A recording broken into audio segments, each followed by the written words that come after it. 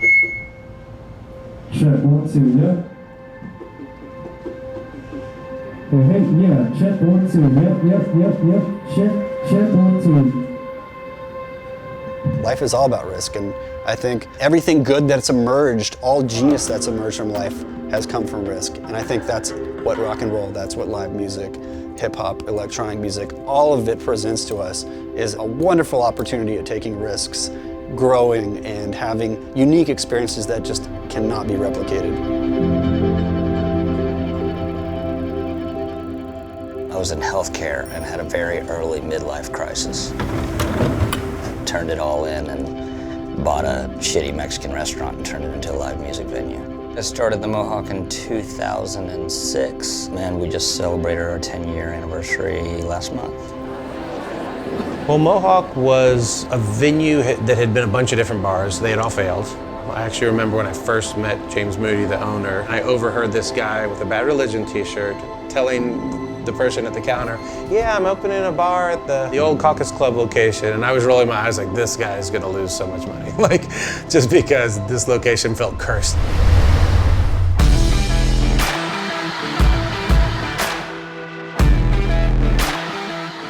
Austin's the live music capital of the world, which means way too many live music venues. So getting into that market is pretty insane. I saw that as a challenge. Could you really enter something that busy and that saturated and innovate? When I got here, it was kind of like on a tipping balance from like a business perspective. What's gonna happen with this club? Is it gonna succeed? Is it gonna fail? Success in the early days looked like survival, period. If we could make rent and keep the fire department out of here, we were stoked. You ready to open everything up? Yeah, let's do it. One thing I really enjoyed was that this whole concept of all are welcome in Mohawk. We didn't want a scene that you were uncomfortable when you walked into because you weren't dressed right, because we knew we were gonna book all over the board. I mean, I listened to as much Waylon Jennings as I did NWA. Got about 45, 50 people ready to go. People saw our nerdiness or struggle or whatever you want to call it, and they were attracted to it. Their slogan of all are welcome, I think, needs to be followed up with anything goes. I don't encourage anyone to get into this business because it's so difficult. But we would have shows where we were like, this is it. Like, we're supposed to do this. There's a million stories. There's this band from Israel, Monotonix, that used to tour through. The singer had this long mic cord and went out to the street, and everyone followed him out to the street. And I was just like, what is happening? Like, are we gonna get shut down, or is this like really awesome?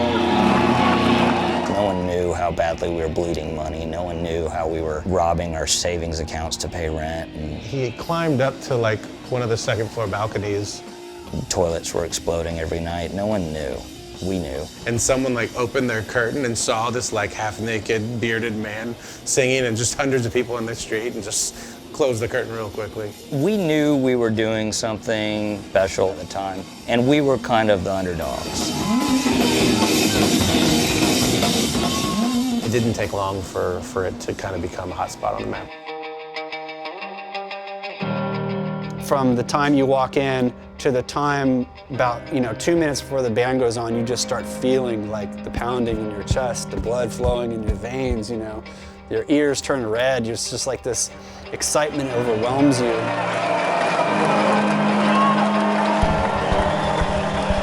There's very few places like this in America, or I'd even say in the world. It feels like home when you come here.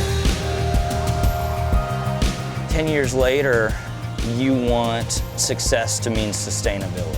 Biggest change was we went from like, how awesome was last night's party and who's tweeting about it, to like, are we able to pay all our bills and our investors? Technology, I think, is indispensable to the live music community. If you can improve the way you're using technology, you improve the experience for the band and the fans.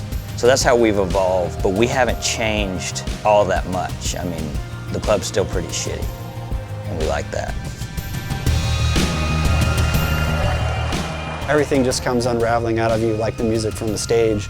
You're gone, you're somewhere else, and you walk out of a show dazed with a smile on your face, and you know why all the hardships and struggle in life is worth it. My hope for Mohawk is that we just keep growing that, keep building it, and we give more and more people greater opportunities to come out and experience live music and fall in love.